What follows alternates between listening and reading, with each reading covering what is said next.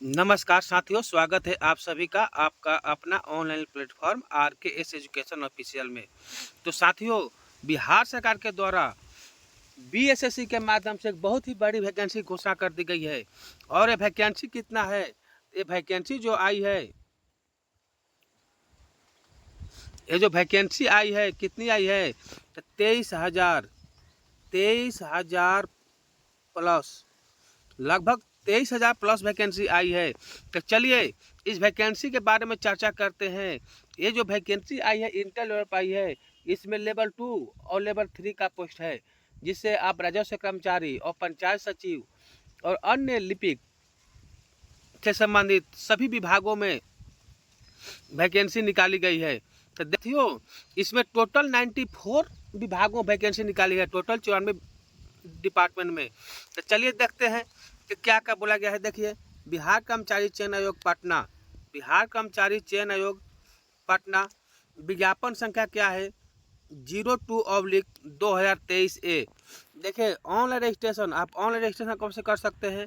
तो आपको जब ऑनलाइन रजिस्ट्रेशन करना होगा तो 15 अक्टूबर 2025 से 25 नवंबर 2025 तक आप इसका ऑनलाइन एप्लीकेशन कर सकते हैं।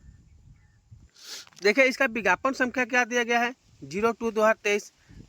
तो इसमें जो वैकेंसी निकली गई है, तो इसके अंतर्गत जिस किसी को अगर सपना होगा कि बिहार में सर्विस करे और एक भी अच्छे खासे पोस्ट पर, क्लर्क के पोस्ट पर, तो उनके लिए सुनहरा मौका है। देखिए, चलिए आगे देखते हैं आगे क्या बोला गया है। तो वैसे अभ्यर्थी जिन्होंने विज्ञापन संख्या 02/23 के अंतर्गत अंतिम रूप से आवेदन समर्पित किए हैं, उन्हें विज्ञापन संख्या 02/23A है तो पुनः आवेदन करने की आवश्यकता नहीं है। पूर्व से आवेदित अभ्यर्थी एवं विज्ञापन संख्या 02/23A हेतु आवेदन करने वाले अभ्यर्थी निम्नलिखित तालिका के सभी पदों के लिए प्रतियोगी होंगे। मतलब इसमें साफ बोला गया है कि पहले जो वैकेंसी निकाली गई थी BSSC के द्वारा इंटर लेवल के लिए, उसमें और इसमें जो लड़के भरेंगे दोनों को मर्ज कर दिया जाएगा। और जो वैकेंसी टोटल हो गई है 23,000 प्लस, तो उसमें जो पहले वाले भी लड़के शामिल होंगे, यानी कि जो पहले फॉर्म भर चुके हैं उनको नए फॉर्म भरने की जरूरत नहीं है। और ये फॉर्म कब से भरा जाएगा? तो ये जो फॉर्म ऑनलाइन रजिस्ट्रेशन कब से होगा? तो 15 अक्टूबर 2025 से 25 नवंबर 2025 तक। तो नए लड़कों के लिए बहुत ही सुनहरा मौका मिल गया है। एग्जाम हो या मत हो, वैकेंसी तो लगातार दिया जा रहा है बिहार सरकार के द्वारा। अब ये चुनावी रंजिश बोला जाए या सच में रोजगार देने की गवर्नमेंट सोच रही है, ये तो आने वाला वक्त ही बताएगा कि रोजगार मिलेगा कि केवल वैकेंसी में वैकेंसी निकाला जाएगा। वैसे भी BSSC जल्दी एग्जाम लेने वाली नहीं रहती है। तो चलिए आगे देखते हैं किस किस में क्या क्या है वैकेंसी। तो ये तो टोटल वैकेंसी का लिस्ट हो गया। देखते हैं इस वैकेंसी के लिए न्यूनतम शैक्षिक योग्यता क्या है। तो इस वैकेंसी के लिए न्यूनतम शैक्षिक योग्यता क्या है? तो न्यूनतम शैक्षिक योग्यता आपका क्या है? तो न्यूनतम शैक्षिक योग्यता है इंटरमीडिएट, मतलब आपको 10+2 या इंटरमीडिएट यानी इंटर पास होना चाहिए। वैसे सभी अभ्यर्थी जिसे न्यूनतम शैक्षिक योग्यता इंटरमीडिएट या समकक्ष की योग्यता भारत सरकार, राज्य सरकार के तहत स्थापित शैक्षणिक बोर्ड द्वारा निर्गत होनी चाहिए। मतलब किसी भी बोर्ड से हो, कल भारत सरकार या स्टेट गवर्नमेंट के द्वारा मान्यता प्राप्त होना चाहिए।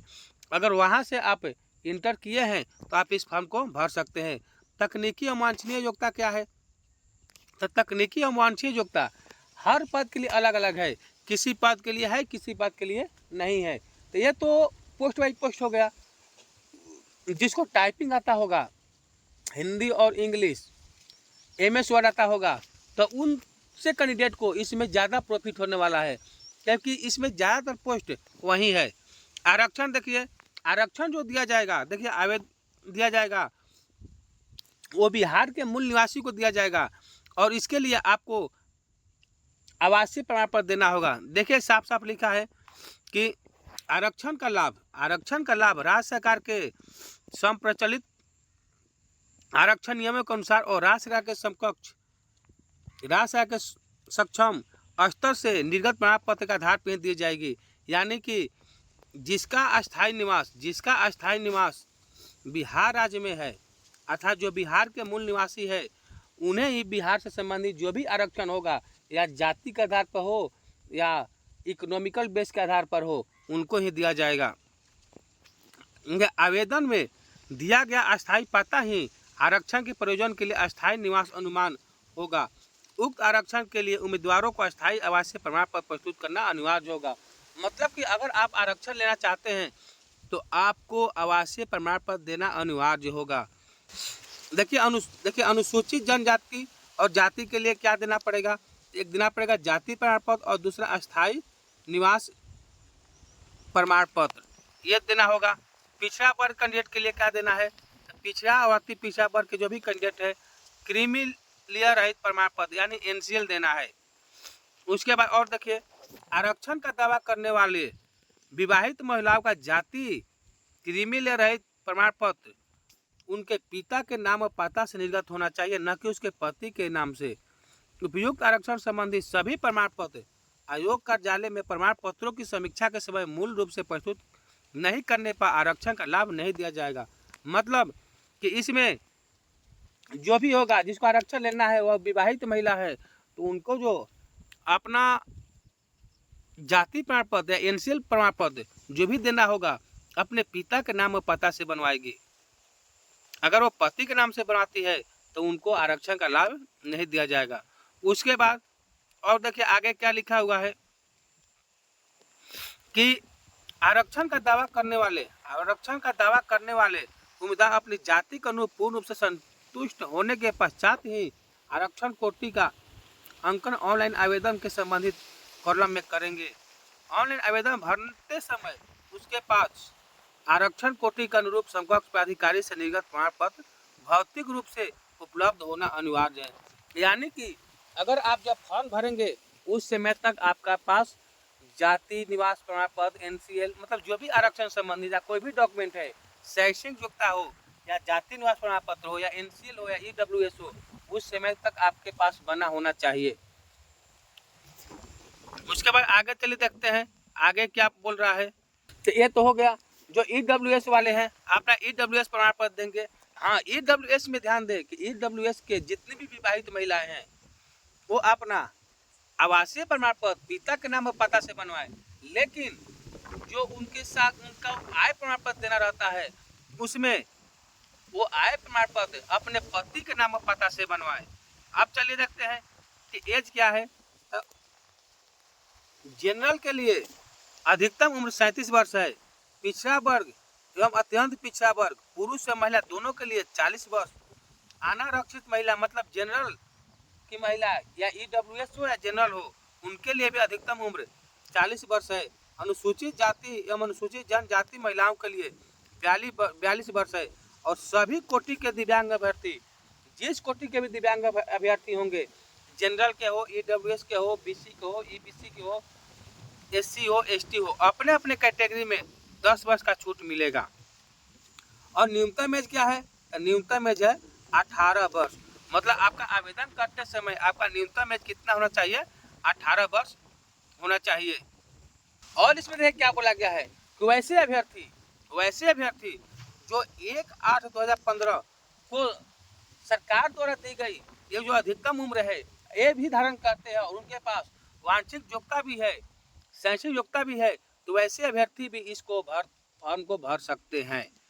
चलिए आगे देखते हैं आगे क्या क्या बोला गया है। अब परीक्षा शुल्क प्रारंभिक परीक्षा तो समान प्रशासन विभाग बिहार पटना के संकल्प संख्या 15,568 दिनांक 21/8/2025 के आलोक में प्रत्येक अभ्यर्थियों के लिए परीक्षा शुल्क की राशि मात्र 100 रुपया निर्धारित है। चाहे किसी भी कैटेगरी को हो, उनको मात्र 100 रुपया देना है फॉर्म को अप्लाई करने के लिए। यहाँ भी बताया गया है आवेदन प्रारंभ करने की तिथि 15 अक्टूबर 2025, परीक्षा शुल्क जमा करने की अंतिम तिथि 25 नवंबर 2025, आवेदन भरने की अंतिम तिथि 27/11/2025, यानी कि 25/11/2025 तक आप लास्ट पेमेंट कर सकते हैं। लेकिन फाइनल जो सबमिट कीजिएगा तो उसके लिए 2 दिन एक्स्ट्रा और आपके पास समय रहेगा, और वो कब तक रहेगा? तो 27 नवंबर 2025 तक। तो चलिए अब देखते हैं कि ऑनलाइन आवेदन पत्र में योग्यता आरक्षण संबंधी प्रमाण पत्र, अंक प्रमाण पत्र था। मतलब क्या क्या आपको डॉक्यूमेंट देना होगा। तो सबसे पहले आपके पास मैट्रिक का अंक प्रमाण पत्र और मूल प्रमाण पत्र होना जरूरी है। इंटरमीडिएट का अंक प्रमाण पत्र और मूल प्रमाण पत्र चाहिए।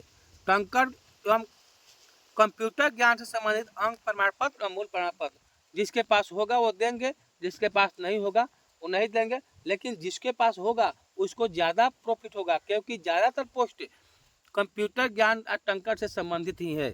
उसके बाद अस्थायी निवास और आवासीय प्रमाण पत्र, ये उन सभी अभ्यर्थी को देना है जो बिहार में इस वैकेंसी में आरक्षण लेना चाहते हैं। अगर वो आरक्षण लेना चाहते हैं तो उनको अस्थायी निवास और आवासीय प्रमाण पत्र देना जरूरी है। उसके बाद जाति प्रमाण पत्र, क्रिमिनल रहित प्रमाण पत्र, आर्थिक रूप से कमजोर मतलब EWS का प्रमाण पत्र, ST SC वाले जाति प्रमाण पत्र जमा करेंगे, EWS वाले EWS का, और BC EBC वाले क्रीमी मतलब NCL जमा करेंगे। स्वतंत्रता से संबंधित प्रमाण पत्र जिसके लिए लागू होगा वो देंगे। दिव्यांगता संबंधित प्रमाण पत्र जिसके लागू होगा वो देंगे। और अधिकतम छूट से संबंधित जिसको चाहिए उसको भी प्रमाण पत्र देना जरूरी होगा। तो अनापत्ति प्रमाण पत्र, अनापत्ति मतलब कि जो भी पहले से जॉब में है अगर वो इस फॉर्म को भरते हैं तो उनको NOC देना होगा। तो साथियों ये मौका मत चूकिए। बिहार में चुनावी माहौल है, लेकिन चुनावी माहौल होने का फायदा भी उठाइए। और जो BSSC के द्वारा इंटर लेवल की वैकेंसी दोबारा निकाली गई है, वैकेंसी बढ़ा करके उसको अच्छे से तैयारी कीजिए ताकि आपका सपना पूरा हो सके, आप अपने माता पिता के लिए एक सहारा बन सके। और एक अच्छे जॉब भी खराब नहीं है। क्लर्क का पोस्ट है, क्लर्क का पोस्ट बहुत ही अच्छा खासा माना जाता है। तो वैसे अभ्यर्थी जिनका सपना है सरकारी नौकरी लेने का तो उनके लिए बहुत सुनहरा मौका है। एक बार फिर जो बिहार SSC के द्वारा इंटर लेवल के वैकेंसी जो निकाली गई है उसके लिए ऑनलाइन रजिस्ट्रेशन 15 अक्टूबर 2025 से चालू होगा और 25/11/2025 तक भर सकते हैं, मैंने पेमेंट कर सकते हैं। लेकिन लास्ट आपको फाइनल सबमिट 27 नवंबर 2025 तक कर सकते हैं। तो साथियों आज के लिए इतना ही। फिर आगे आपको अगले वीडियो में बताएंगे कि आपको तैयारी कैसे करना है, किस तरीके से करना है ताकि आपका अच्छे सिलेक्शन हो सके। तो आज के लिए इतना ही, फिर आगे मिलते हैं अगले वीडियो में। तब तक के लिए धन्यवाद।